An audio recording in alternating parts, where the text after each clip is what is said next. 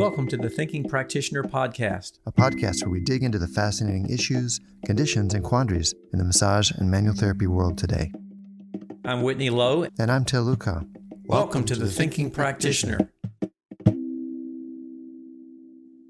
Hi, this is Til Luca. This summer, I'll be offering my ankle issues course via live stream. This will be the first time this course, which is the latest in my advanced myofascial technique series, will be available remotely or by recording. You can join us live. You can even bring a client and work on it there with us in real time if you want CAMT credit or certification credit, or the course is affordable enough that you can just sign up and watch the recording later at your leisure. All those options will earn you NCB credit. And for a limited time, Thinking Practitioner listeners like you can save an extra 15% with the coupon TTP at checkout. If you go to advanced-trainings.com and sign up for the ankle live stream, you'll see all those options there. The Thinking Practitioner podcast is supported by ABMP, Associated Bodywork and Massage Professionals. ABMP membership gives professional practitioners like you a package including individual liability insurance, free continuing education and quick reference apps, online scheduling and payments with Pocket Suite, and much more. And ABMP's CE courses, podcast, and Massage and Bodywork magazine always feature expert voices and new perspectives in the field, including from Til and myself and from our guests today. Thinking Practitioner listeners can save on joining ABMP at abmp.com/thinking. And Til, who are our mystery guests with us here today? Our guests today, Rachelle Clauson, Nicole Trombley, welcome. Thanks for having made the time to come be with us. You are from San Diego. You're both massage therapists, authors, and the co-directors of AnatomySCAPES, which is pretty cool. We're going to hear more about that later. And you also write, like Whitney mentioned, for Massage and Bodywork magazine, where you co-author the Anatomy for Touch column. Welcome. What else would you like our listeners to know about you? Maybe Nicole, could you start? Yeah, well, Rachelle and I work together in the dissection space when we're not at the massage table. And I have a background in training in biology and biochemistry. So I love bringing that micromolecular world to my hands-on work as I'm, obsessively massaging and thinking molecularly, but also to our work and teaching in the dissection space. That's one of my passions. That's so great. How about you, Rachelle? What else would you like people to know about you or your background? Also, it means a great start. This is very current with where we are in the world right now, of kind of moving from the part of 20 years or more doing massage and studying the body, studying anatomy. I've kind of got a mixed background before I started doing massage, doing things that were with the body in other ways. I was a dancer. I did a lot of ballet. I started studying anatomy actually as a ballet dancer and non-professionally. And then I continued to study theater and mime. So I have a lot of movement background that informs a lot, I think, of how I work with the body and how I think about the body, probably how I move when I'm doing massage as well, bringing that kind of movement. So beauty and anatomy have always been very interlaced for me.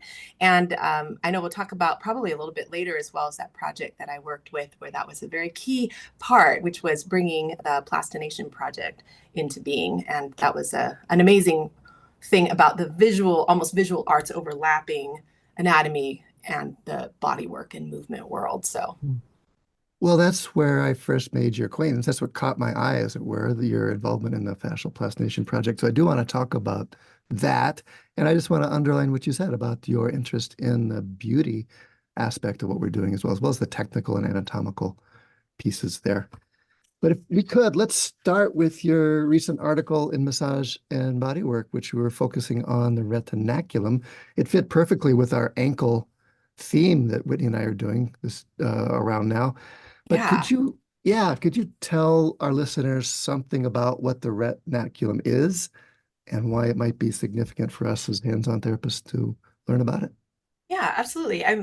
We both wrote the article together. We always co-author our articles. One of us takes kind of lead, but Nicole does a lot of the research and we do a lot of the discussing and writing together. And one of the things that, besides it being a very fascinating piece of fascia that has quite a bit of research coming out on it, I think from a touch perspective, I found it an interesting thought that sometimes we gloss over certain parts of the body that aren't so muscle oriented. And typically retinacula is found in parts of the body that aren't so juicy, that aren't so squeezy, that aren't so like thinking about working out the muscle system and being at the joints of the wrist and of the ankles.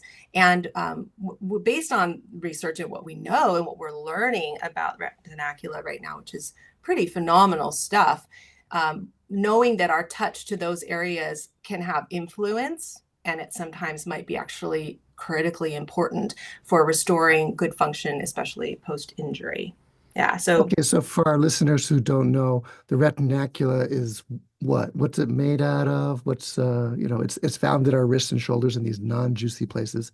What's it made out of? Yeah, I mean, what is it? yeah, it's part of the deep fascia system, and yeah, we have them at our ankles, our wrists, usually around joints. So there's retinacula at the elbow, at the knees. These are some of the more famous ones. And to look at the ankle, there's more than one retinacula. There's multiple retinacula over the extensors, multiple over them, and so it's there's lots of retinacula, and one of the best ways to describe them, from at least from the fascial perspective, is they're reinforcements of the deep fascia. So that deep fascia, the myofascia, the fascia that is part of the musculoskeletal system that's working with that. Yeah. And then with that, we start looking at it as part of the proprioceptive system, right? Yeah, and maybe just to give it even a bigger overview, I'm big on overviews. I think that a lot of times we can talk detail about structures, fabrics in the body, but we zoom in on them. And so then it's like, well, how does that fit with the whole story? And you don't necessarily know where to hang these pieces of information if you haven't seen the bigger, broader picture. And fascia, obviously your listeners, I think probably would have quite a bit of understanding of fascia, but I think it's really important just to make a distinction here, even about within the fascial system, how many different types of fascia appear.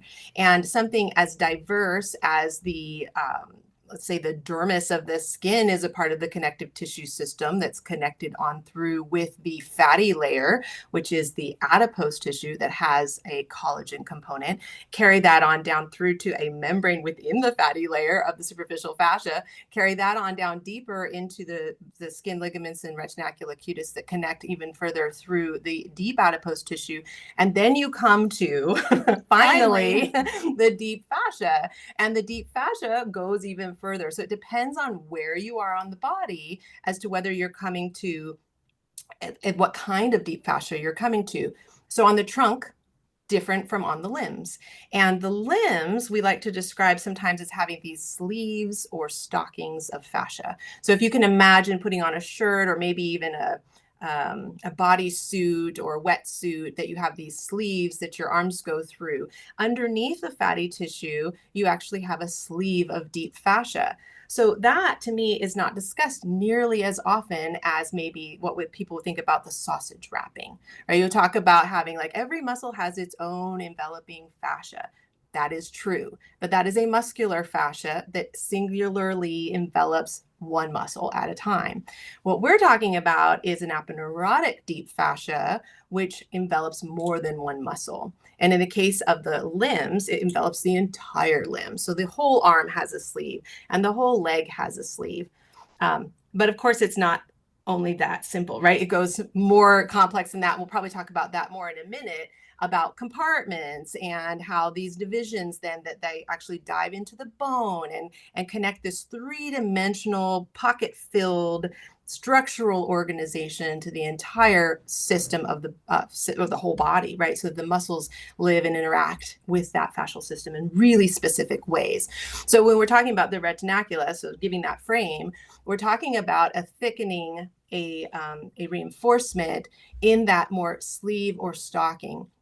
And so that's the part that would be on the limbs. So we're talking deep fascia on the body, on the trunk, it's gonna be different, right? The hubs of deep fascia are more in the low back and in the abdomen. And then once you get through the fatty layer, you kind of are right to the epimysium and a lot of the muscles, whereas that's not the case when you are on the limbs. So when we think about, I'm just going to just one more point and throw it back to Nicole, but this idea of fascia as a system, systems have organs, right? And so if you think of the entire fascial body as a system, Carla Stecco has suggested that we could recognize the retinacula as an organ within the fascial system with a very specific job to do. Ta-da! So, and that job would be, yes, next question. I was to say, I wanted to hear some more about the job, because my perspective about the retinacula has always leaned a lot on its biomechanical function as sort of a pulley system, because we talk about them being at the distal extremities, the ankles and the wrists especially. So yeah, I'd like to hear a little bit more about what your ideas are on the job there. Well, that's, one of the reasons we wrote this article is because it's the retinacula are a piece of anatomy that there's a little bit of a story behind. And the story that we all learn, particularly I think in massage school anatomy, is one way, and that the wrists and the ankles, we've got bracelets and strappy sandals of retinacula. But when we go into the dissection lab, the work that we've done, at least in the dissection lab, and when we bring massage therapists into the dissection lab, what we actually see on the limbs is the retinacula are recognizable. It's like, yeah, that's okay, that's the retinacula. But it's not exactly the same story that we learned when we learned the retinacula. So the original story is a biomechanical story. It's exactly that. It's and the story goes back even Vesalius, who is that great Flemish anatomist who kind of upended the history of anatomy and sort of changed the way anatomy was talked about back in the 1500s. I mean, he started drawing and writing about the retinacula as a biomechanical structure and as a distinct and separate structure. And so that the retinacula were drawn as bracelets. They were drawn as the straps on your gladiator style sandals, right? But when we go into the lab, even though we can see them and we can see it's like, you see the sleeve of our camera's mirrored here. You see the sleeve, and you can see this white concentration at the wrist, for example.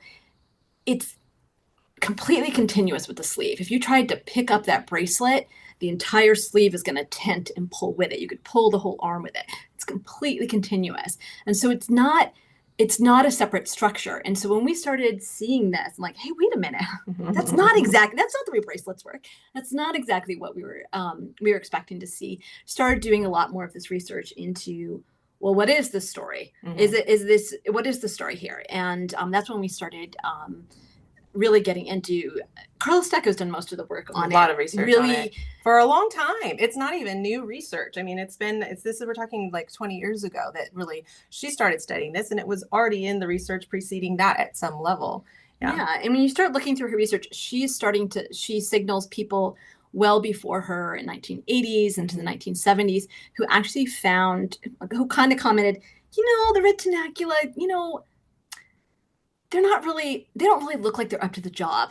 They're flexible. They're could they really strap it down if that was really what they were doing? Is that really what they're up to? And they were finding innervation.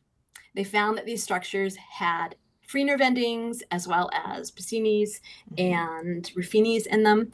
And so they were nervated. And so it didn't quite add up. Nothing really went that far with that research. Can you tell our listeners about Puccini's and Ruffini's? And you're saying basically maybe they're not just pulleys. In fact, maybe they're not up to the job, but we're finding these funny things in this. What are those things again? So they found nerves, they found free nerve endings, but then they found these encapsulated nerves, which serve as mechanoreceptors. So Pacini's, which are nerve endings with a connective tissue capsule around them that can actually perceive pressure. Ruffini's perceive stretch. There's these informations around the nerve endings, and these are nerve organs that are important we find in proprioception. And they're completely continuous with the fascia. So I think this concept of continuity is the thing to really highlight here.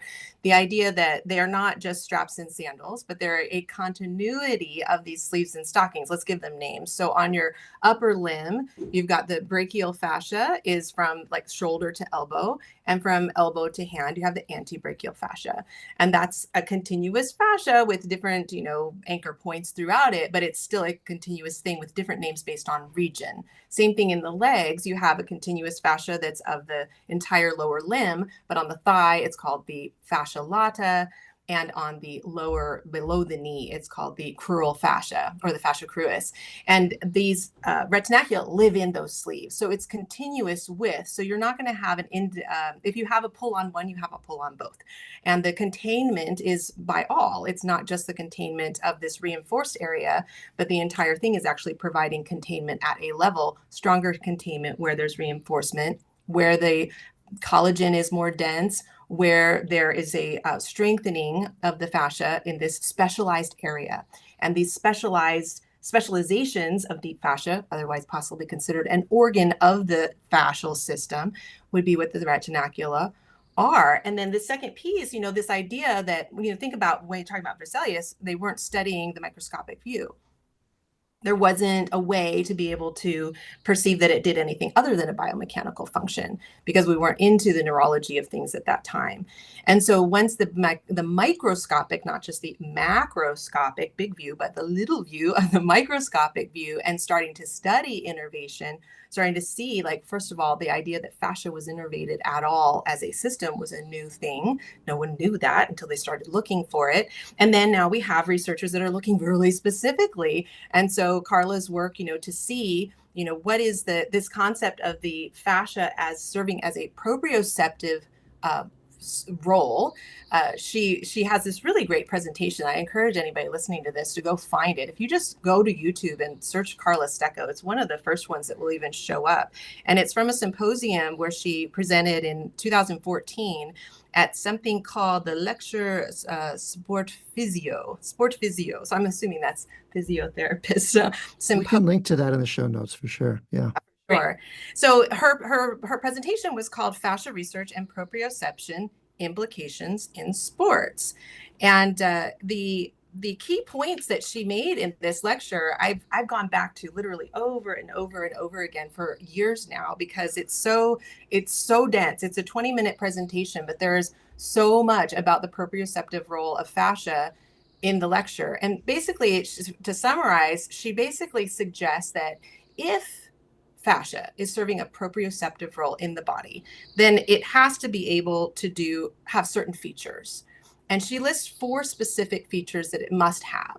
Number 1, it has to be innervated. If the fascial system is not innervated, then it's not a part of the proprioceptive system. It has to have nerve endings that end in that system to be recording, receiving data and information, and connecting with the rest of the nervous system. Number 2, it has to be able to perceive the contraction of the underlying muscles. And this is where my sleeve and stocking analogy completely breaks down, because a sleeve is obviously something that you can slide on and slide off, and same thing with the stocking. Whereas the fascial system is not quite that simple, but it's a good place to start if people don't know anything about fascia. But then, like anything, once you have your basics, you got to go deeper. And when going deeper, what's very clear is that many of the muscles, if not all of the muscles, have a connection to the fascial system as a larger system, right, of communication. It's embedded. You're talking about a mechanical connection, you're saying? Yes, a mechanical connection. And those can show up in different ways on different parts of the body. Sometimes the fibers of the muscle, like in a pinnate muscle, actually fan out. If you think of like I like to think of a quill, from those pens that they signed the Constitution with, and you've got the point of the quill of the feather of the ostrich, and that's the tendon end, and then the muscles coming off like feathers going in both directions. Well, the edges of those feathers don't converge again to the other end of the quill. They actually reach to the outer edges of the brachial fascia or antebrachial fascia in the forearm. You've got the extensor carpi radialis or ulnaris, and the flexor carpi ulnaris are very good examples of this. If you cut that muscle open, you can see how they don't go to the end tendon. They actually embed in the fascial bag of the antebrachial fascia. So they're tensioning and stretching the fascia with contraction. And no matter how it shows up, this is the same everywhere. On the upper body, you've got the fibers of the deltoid muscle that actually their epimysium, their endomysium, their perimysium are continuous and actually form the brachial fascia. So when the deltoid is contracting, it's going to the bone with its tendon, the part we all know, but it's also contracting the fascial bag. So this outer fascia is being contracted in different regions by different muscles. So in the arm, there's multiple muscles that all embed into this bag, including the deltoid for the lateral aspect, the latissimus dorsi for the posterior aspect, pectoralis for the anterior aspect, and the medial aspect actually comes from the fascial connections that come both from the pectoralis and the latissimus, where they converge to the medial arm. So all throughout the body, these sleeves are interwoven with the actual fibers, which means that the fascia can perceive the contraction by being stretched with the muscle. So then briefly, points 3 and 4 was the specific, it has to always have a specific organization that is consistent across all bodies and not just an anatomical variation. So these specific organizations can't just be on me, but not on you, if they have to do with proprioception. And in the past, they were noted. There's literature and textbooks that actually recognize them, but they were recognized as anatomical variations or anomalies, or they were seen as innervation or insertions or origins, but not seen as important, probably because at that time not understanding the innervation part. And then the last part is about being able to transmit forces over a distance. Like, is the fascial continuity, is the structure of fascia, is the fabric of fascia have enough stiffness to it that if I pull on one end, it actually can translate that force further down the road? Because if it's really adaptable and stretchy, then the muscle can contract and pull on the fascia, and it doesn't translate that force anywhere. Then this is what really challenges this idea of the fascial web, a word that's used a lot and not incorrectly, but maybe it gives us the wrong visual in our minds of being just this amorphous, highly adaptable, can make it into any shape. If it's very webby and soft and flexible and stretchy, then it can't have a part in the proprioceptive story. It has to have levels of resistance in different areas in order to do that, which brings us back to the retinacula, right? Which has these like thickenings and this stiffness in it, that the muscular force and the muscular tension and that biomechanical element is communicating. It is communicating to the retinacula in those ways. So that was the short version of those 4 points. We could go into any of them with quite a bit more depth, but it's a great place to start to think about fascia as a proprioceptive organ and proprioceptive system. Yeah, communicates within that. Why does this matter to hands-on therapists? Why does it matter that fascia be proprioceptive in addition to some mechanical effect? Why is that an important concept? There's several ways to go about answering that question. Where would you like to start? I'll let you start with that one though. Well, I think, so taking beyond the retinaculum and retinacula, then just like in general, like that the fascial system communicates, is that what you mean? Why, as a hands-on therapist, why would this be interesting to me? It's totally interesting to me as an anatomy geek. Mm-hmm. Yeah, but how do I put this into practice? How does this going to inform what I actually am doing? Yeah. And thinking about and experiencing on the table? Well, I think because if you think about the fact that you have now, what you now know is that this whole fascial system is a communicating system, then what problems start to arise if there's something going on in that fascial system that's interrupting communication. And that's where we'll see reduction, we'll see pain, dysfunction, or a lack of coordination and a lack of proprioception. So people that, I mean, we were talking about the ankle sprains in particular, that ankle sprains and the concept of instability. Oh, I really have to stabilize my ankles. They need to be stiff and stable in order to not roll my ankle.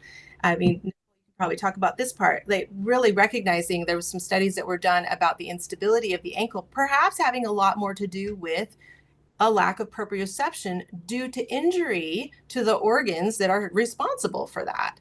And there were like 4 different things that were seen in this particular study that were seen as consistent with where there was no ligament damage, but it was from a collection of people who had repeated ankle injuries, ankle sprains, when they took a look with MRI, I believe, to see what was going on with the retinacula in those areas. Yeah, there was an MRI study. This is actually one of Carlos Decco's studies where they looked at 17 healthy volunteers who volunteered, but they had a history of ankle sprain. I think they had to qualify with like at least several months of ankle instability. And they used MRI to analyze the retinacula. Were there alterations in the retinacula? And there were. There were, and I think in all of them they found alterations of some sort at the ankle. In I think 10 of them, there were alterations. Some of them were increased thickness, so reinforcement of the retinacula itself.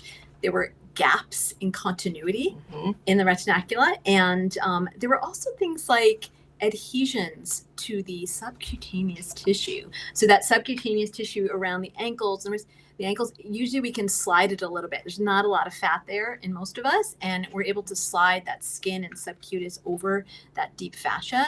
But when there's adhesions between the subcutis and that deeper fascia, you're not going to get the sliding there. And that adhesion is going to pull potentially on the deep fascia as well. And so that's it's just really interesting in terms of what they were actually able to observe in people who had this history of chronic ankle instability subsequent to ankle sprains.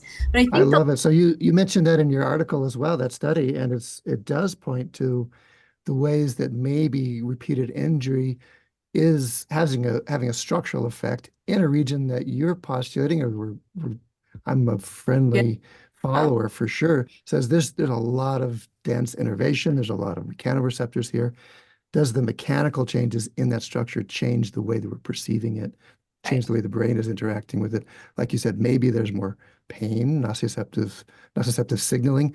Maybe there's just a change in coordination in the way that I use it. Maybe it's a change in the body schema. Yeah.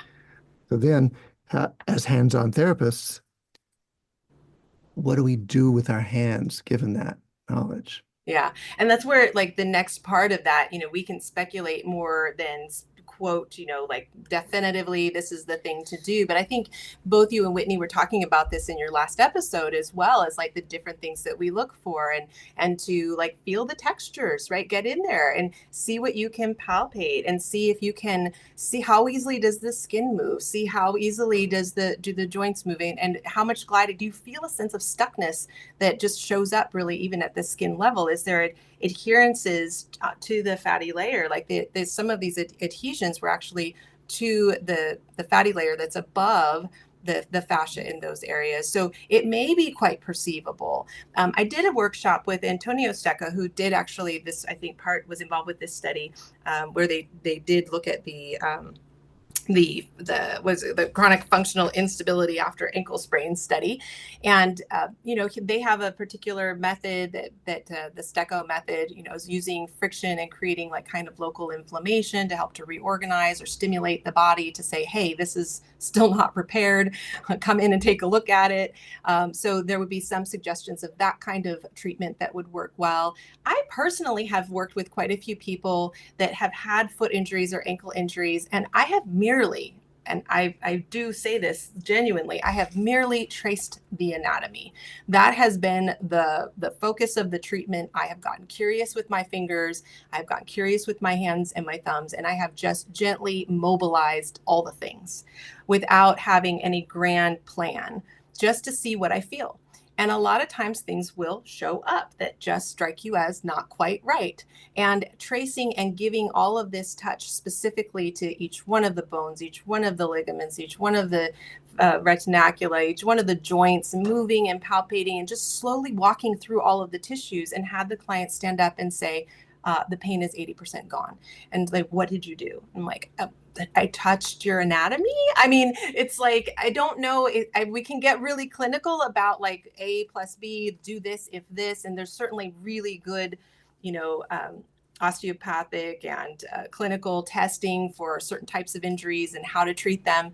But I personally have a bias that if we start to really understand all the anatomy, not just the things that are the cutaway parts, right? The purest of the most understandable, isolatable structures, but feel all of it, which includes this very blobby, non-defined, sometimes almost see-through, or what is it kind of fascial system that changes its texture and tone in so many different ways, but instead are present for all of those layers in the adipose and the fat and the skin, that we somehow will be working in a very holistic way that allows the whole form to sort of fall into a better place.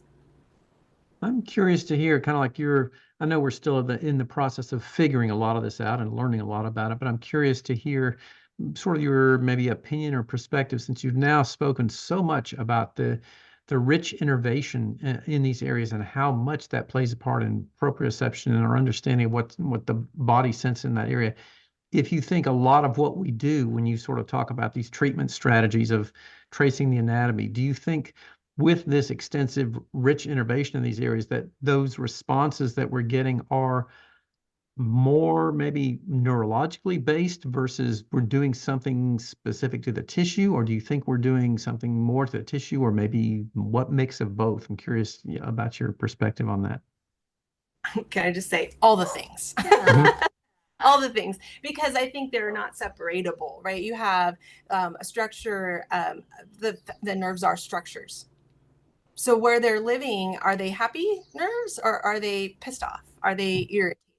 Are they like, it's too dry in here, or my clothes are too tight, I can't move? Or, like I think in cartoons in my head a lot of the times, and I've done this like whole story about like how the nerves, if they're not getting fed and if they're not being nourished and if they can't move with ease, then they're going to get pissed off and send a signal. So clearly our perception of our bodies, like I have a client who's lost function of pretty much the left side of his body after a car accident that severed a lot of the nerves that were in his neck. And so, it's very interesting to work with him because he can't feel me in certain parts of his body. And of course, parts of his body are non-responsive to any impulse to contract. It has no muscles on those sides. The nervous system is so vitally important, and it is so much a part of how we feel ourselves, how we have awareness of what's going on with us. But they are also physical, and you can't just be. We're not just a walking brain and nerves. Like well, even that wouldn't be. We're not, maybe something even more ethereal of like electrical signals. We're not just electrical signals. We are fibers. We are fluids. We are different organizations of fibers and fluids. We are different densities of fibers and fluids and different types of tissues that are constantly informing that nervous system. And so changing one changes the other. The interdependence is completely inseparable in my mind.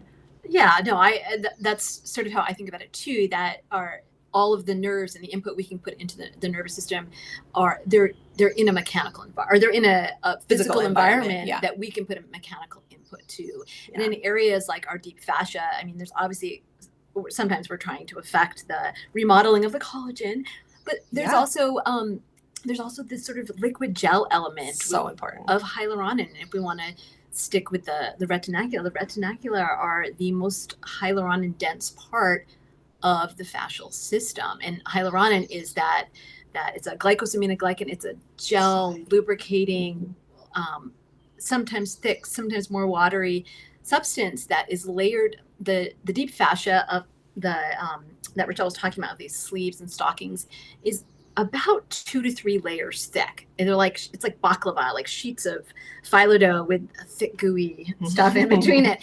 And is that happening at a micro level? But these sheets of the baklava need to be able to move slightly separately from each other, whether you've got force going in a longitudinal direction or transversely. And hyaluronan responds to mechanical stress. The bonds change. Yeah. The mechanical bonds change with touch. Yeah. And with stress. Yeah. Right. And the more we're able, if that's one thing that we can manipulate is the viscosity of the hyaluronan in our deep fascia, that's going to inform how that deep fascia, the collagen fibers, are pulling on the nerves within that deep fascia. So I don't know, that's more the framework that I'm using. I think when you think about that a lot, the slidey, glidey, gooey stuff is really a huge focus of my work these days, that I don't really care about how tight or toned the muscle is. I want to know how well is that muscle able to glide over the things it's supposed to glide over? How strongly is it anchored to the things it's supposed to be anchored to? And how free is the motion capacity based on these densities of hyaluronan, densities of fluids? Is there enough fluid even in there? Have they gotten glommed all together? So I'm thinking a lot more about the fluids in those parts of the body than I am the neurological contraction and response. But ironically, when you put your focus there, you start to give these really like sumptuous, kind of luscious sorts of treatments, which has a very positive neurological effect on your client, who will oftentimes go into a state of deep relaxation, and then they let go of the muscles. I'm not making them let go. I'm bringing their nervous system to a place where they can really let go and relax. Well, this picture you're painting of a continuum, it's not either structure or neurology, is consistent with where the field is going. We're kind of post-structural, and we started really questioning all of our structural explanations for things, and our ability to actually do things like, can we actually reorganize collagen? And then we're also, I think we're moving into a post-pain science realm where we're saying the pendulum's swinging some. We're saying actually structure does do something. The actual ways that the layers glide or don't, the ways the density is there or is not, influences perhaps what the nerves are perceiving, the signals they send. And we're looking for ways to work that really encompass that whole continuum. And you've given us one there to talk about how your hands are feeling things in the tissue, and yet you're thinking about the ways that you're also influencing the brain's perception of what's going on, and you come up with this luscious experience on the client side. You're singing to the choir. Thank you very much there. Yeah, it sounds like a, Love kind you of guys. what we're all sort of describing is this sort of amoeba response of one day it bulges out towards neurologically influenced, another day it bulges out towards, hyaluronan influenced and fascial influenced and proprioception. Another day it bulges out toward a real structural problem. It's just like what happens to be. There's always a mix of those different things, but the mix may vary or something. Yeah, from one thing, one situation to another, one area to another, one person to another. Is it time to tell us about your fascial plastination project? Yeah. Oh my gosh, how many hours did you say we had for this? Not enough. This is the part one. Oh, it's so much fun. Thank you so much for giving this opportunity to like chat about this stuff with you. It's so fun to think with other thinking practitioners. It's really, we kind of like to nerd out on all this stuff, but it's still so, it's so tangible, it's so accessible, and it's so real. I think that that's where our passion and drive comes from, is like to really share these stories. It's not something that's so rocket science hard to comprehend. It's like really tangible stuff. And we tend to use a lot of analogies in our teaching as well to help people just think in the really familiar spaces of, you've seen this before, this, how you would interact with, other substances, like things in your kitchen. We use food analogies a lot because we know about textures and layers and how things respond. And it's really a fun thing to be able to share with people. Yeah, and so one of the biggest things that I've had the pleasure of being a part of in this topic of sharing meaningful visual information with people came in the form of the Fascial Net Plastination Project. What a ride. That was a project that started actually, I think the application process was in 2017, and it's still kind of going, but for the next 5 years of my life, I was really, really deeply involved with this project, which was a collaboration of the Fascia Research Society with Body Worlds and the headquarters of Body Worlds' actual laboratories, which is called the Plastinarium in Guben, Germany. And Robert Schleip headed up the request that this collaboration happen. And it was not a new request. For 10 years, they had been asking, can we create a full body plastinate, which is a cadaver that has been preserved through a method called plastination, where all the water in the body is replaced with plastic that is odorless. It is permanent. It holds its shape. It can be viewed outside of the dissection lab. And the artistry of the people that work on these projects and have developed this, and the woman who has spearheaded the invention of Body Worlds, is beyond measure. They are true. So these are museum quality exhibitions showing anatomy. It came out originally as musculoskeletal anatomy. And this was a moment when, at Robert Schleip's initiation, he got that team interested in fascia. And you were part of that original Plastination Project, yes. All the way through to its final revelation. There were 2 unveilings, one that happened during COVID in Germany on site at the Body Worlds exhibit because the Fascial Research Congress got postponed by a year. But then the big reveal at the Congress happened the following year of a single. Whitney and I were there. Yes, you were. It was good to see you guys there. It was a female form, and the goal was to dissect and show the fascial system. A goal that was set with lofty ideas on how that could be achieved. We all could see it in our mind. It's like a hollow body that you can see through, and you can see the sleeves and the stockings and the compartments, and you can see all of the spaces, and all the other stuff is gone, which would be great if it were a computer program where you could just click delete and all that stuff would go away. But there were so many barriers to its creation just on the physical possibility of it. How do you get inside of a closed unit and remove the items that are in it without destroying it? That was a big first question. What would give structural integrity to the entire form if everything that held it, its volume and shape, was removed? How would people understand the continuousness of fascia with the rest of the structures of the body if the other structures of the body had been removed?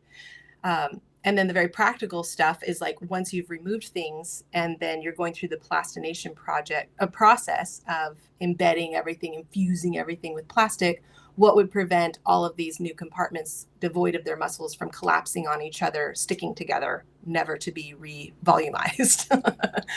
So the original project was cautiously accepted as a challenge accepted. Let's get going and see what we can come up with.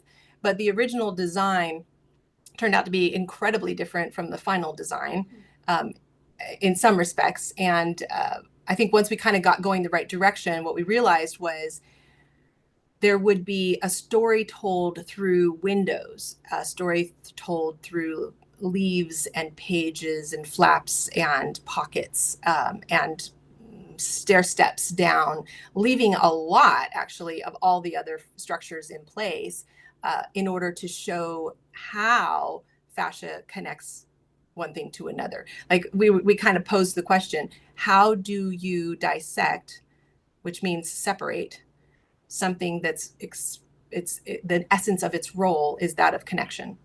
I mean, it was just and in many ways you were doing a reverse dissection. You were highlighting the things that usually get taken away to show these connections, as opposed to showing the muscles or the parts that exactly traditional dissection shows. Yeah.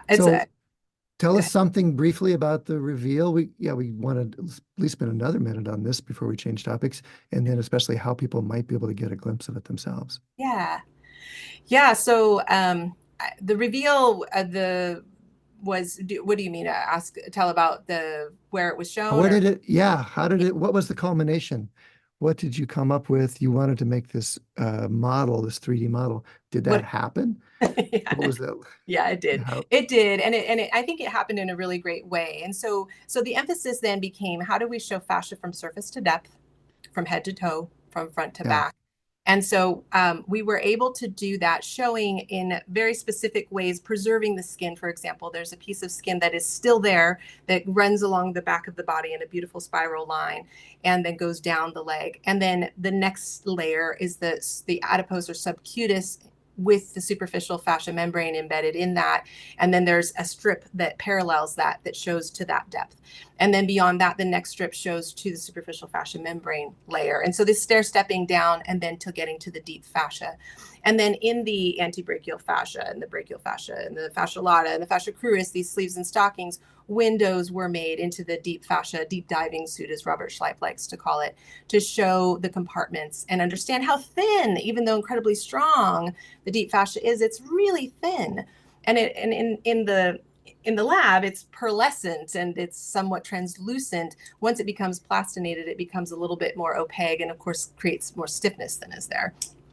But we were able to show that. But then even deeper structures like the mediastinum, we were able to show the view from inside of the rib cage where you can see the fascial structures continuity from the throat down to the diaphragm, and then into the brain, the meninges of the brain. And I think that what was so amazing about this, there's so much diversity within the fascial system that we were able to show samplings kind of throughout the entire form of how these exist and appear in such different ways with different jobs and different appearances, to help for maybe the first time to start to get in the mind maps that we have of the human body, to put the connective, like you said, the stuff that's removed, to put that connective tissue back into the story. Because most of us, when we think of anatomy, we think of a muscle chart, and all the fascia is gone and the muscles have been bubbled out. Like the ones at the bottom of the butt is so funny to me. Like the gluteus maximus does not have that shape of the bubble butt that's underneath. That is fat on every single human. I don't care how skinny or how much you work out. That is a fat shape, not a muscle shape. But to make our muscle charts not look weird, they actually fill in where the fat has been removed with muscle to make it look like a normal body to you.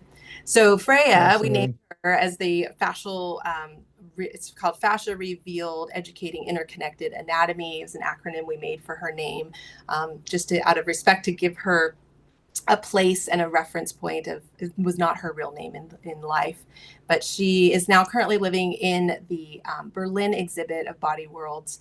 If you're near there or are going there, highly recommend going to see her. They have turned an Berlin entire Body Worlds, yeah.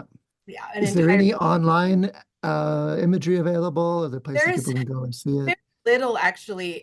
They're very protective of their plastinates and of their dissection approaches and those kinds of things. So there is some, when you go to the Body Worlds website, you will see 3 different views of Freya, and you can get a really good idea of her. Of the project itself, you can go to learn more about that from the Fascial Research Society's page. It's fasciaresearchsociety.org/plastination. There's some information there. And then we also have a link tree. If you look up FascialNet Plastination Project, on Linktree, there's a series of links that of all of the different, there's a mini documentary that I filmed for that. There's also a short trailer that I filmed for that. And then articles that have been written by myself for ABMP magazine, as well as for Massage and Bodywork magazine, as well as quite a few of the other participants that have written different articles about Freya in different publications. There's links to all of that. We'll put that in the show notes too. I think that would be a great resource if people want to dig in, learn a little bit more. Awesome. We'll be sure to list those as well. So tell us how that led to the collaboration the two of you are doing. What is AnatomySCAPES? What's that like, and how does that connect to what we've been talking about? Really directly, very directly, because after 5 years of back and forth, and 2 particular years going back and forth a lot to Germany, sometimes for a month at a time to do this dissection, I was dissecting 40 hours a week. And it was great. And it was educational beyond anything I've ever read in a book, because a lot of the things that show up, you're like, wait, this isn't even in the book. What is this? But I really got bitten by the bug of studying in the lab. And so when I came back to the US, and I wasn't going back to the lab in Guben as much, I was really hungry for another opportunity, and was introduced to the fact that we have labs here that are BioSkills labs that were open to having massage therapists that are not clinical anatomists do research and study there. And so I invited Nicole to come with me, and the rest is history. But go ahead and tell the history. Yeah, no, and it's the project AnatomySCAPES birthed out of a moment in time as well. It was high pandemic. Yeah. Here in California, our massage practices were being shut down every few months, but the lab wasn't shut down. Yeah. And so we also had time, and to actually go into this lab that has been unbelievably supportive of us. And yeah, we just before we knew it, we had I have a team of massage therapists who work with me. We were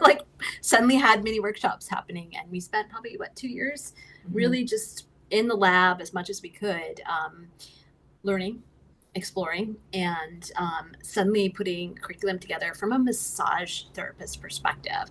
And so we're trying, I'd say we're trying to teach anatomy from a little bit. It's not the anatomy you want when you have to study for your boards, or if, you're taking the MBLEX or an exam, or you're trying to master the muscle charts. This is the anatomy that is about continuities, about textures. We look a lot at fat and skin, as well as the fascial system, the deeper fascial system.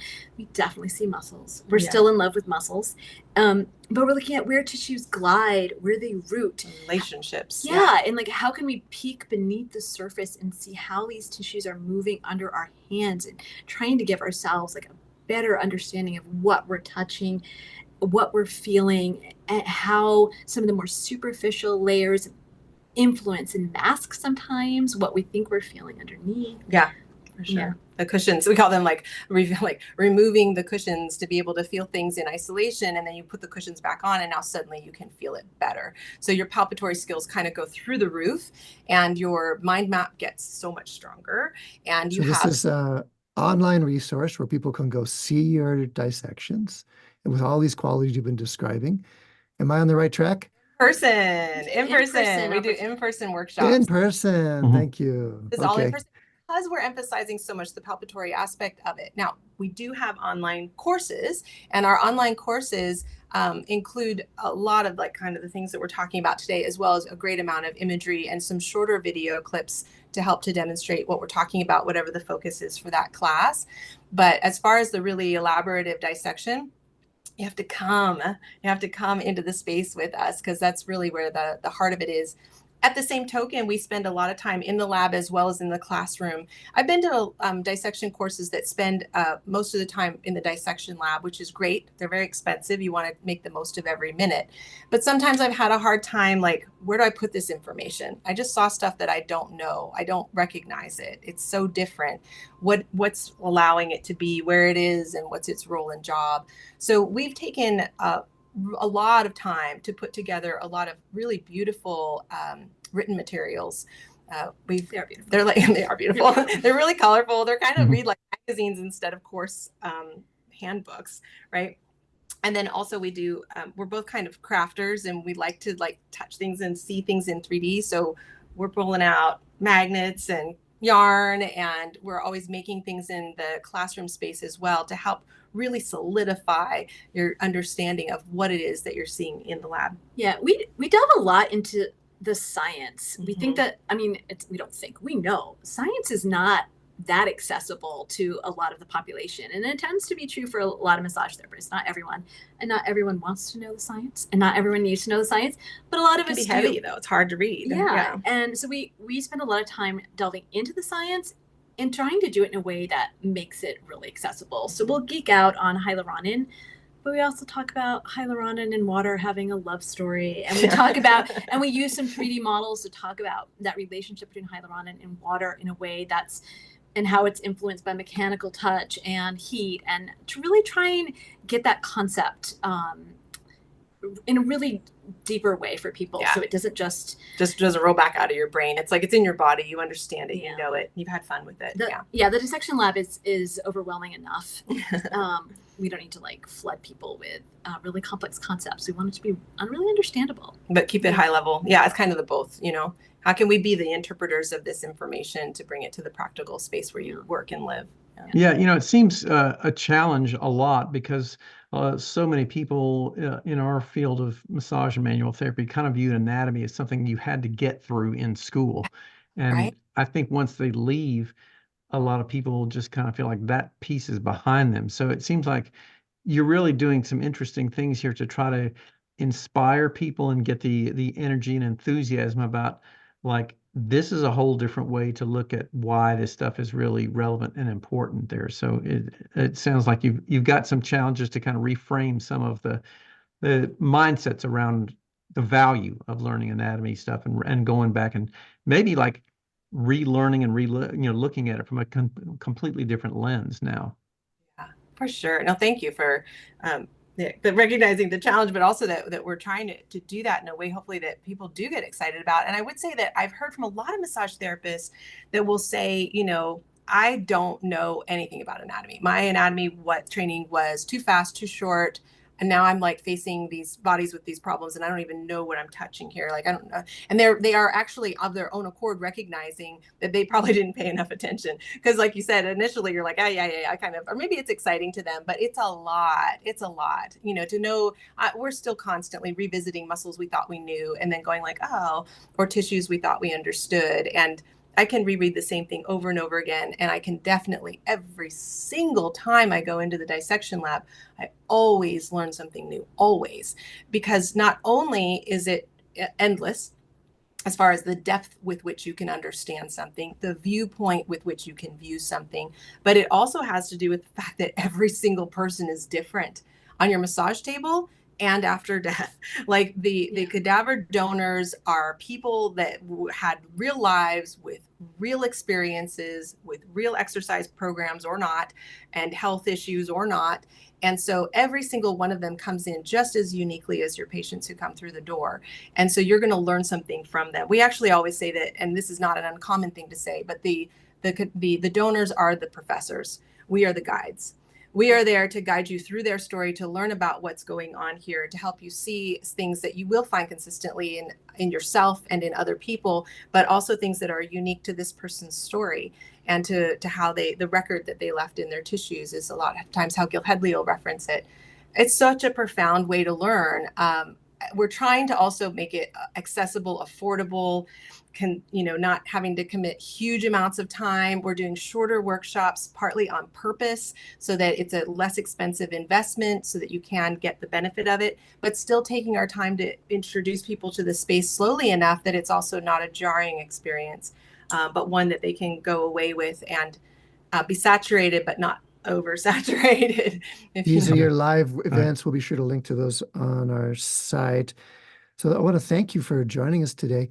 Briefly, what would you like people to know about connecting with you on our way out here? What would you like them to know about how they can get in touch with you and what they should, if they go to your beautiful site, by the way, what should they click on first? How can they find out what you're up to? Well, if you're interested in studying with us, click on the workshops tab first and look for the Matrix class, because we've got one that's coming up in October. So there's still time to plan.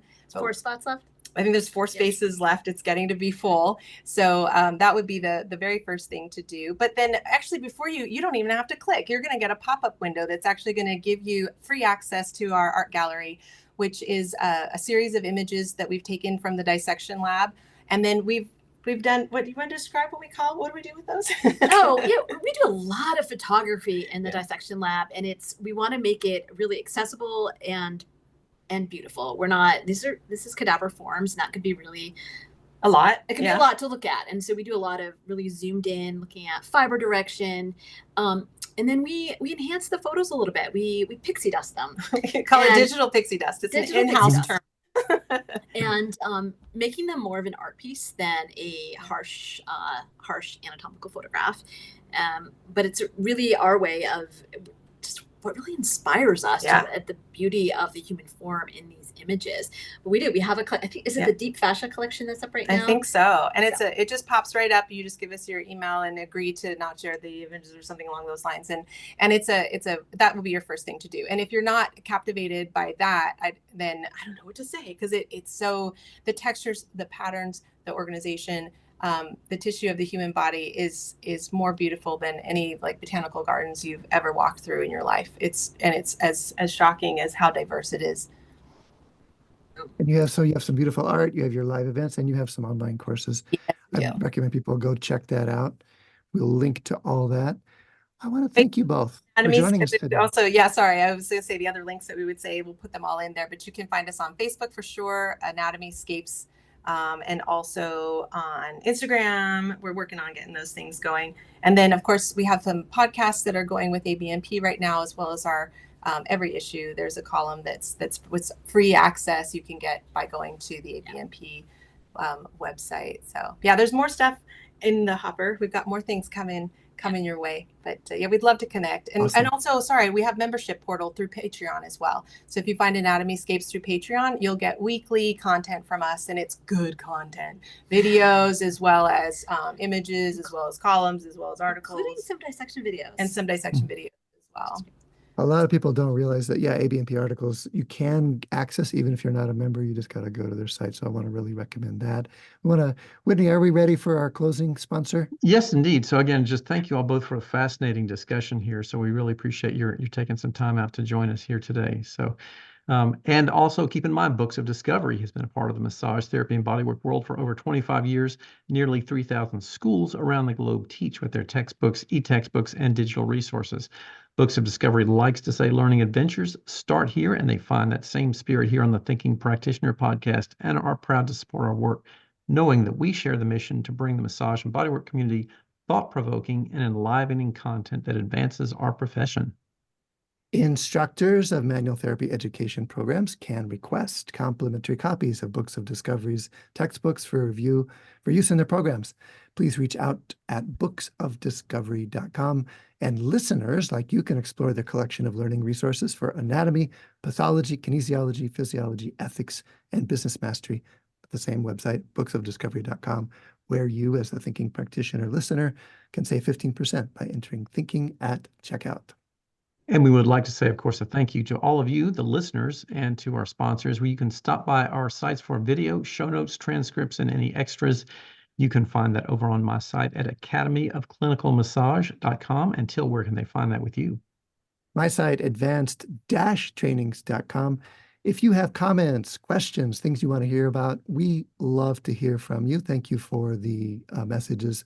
If we do get, just record a short voice memo on your phone and email it to us, or send us an email, or find us on social media. But if you want to email us, it's at info@thethinkingpractitioner.com. Social media, you can find us under our names. My name is Til Luca. Whitney, what is yours? Today, my name is Whitney Lowe. You can find me on their social media as well. And if you would, please take some time, just a brief moment, to rate us on Apple Podcasts. It really does help other people find the show. And you can hear us wherever you listen to your podcast. Lots of different apps there. So please do share the word. Tell a friend. Thank you again both for joining us today, and we'll talk to you in the next time. Sounds good. Thanks so much, you guys.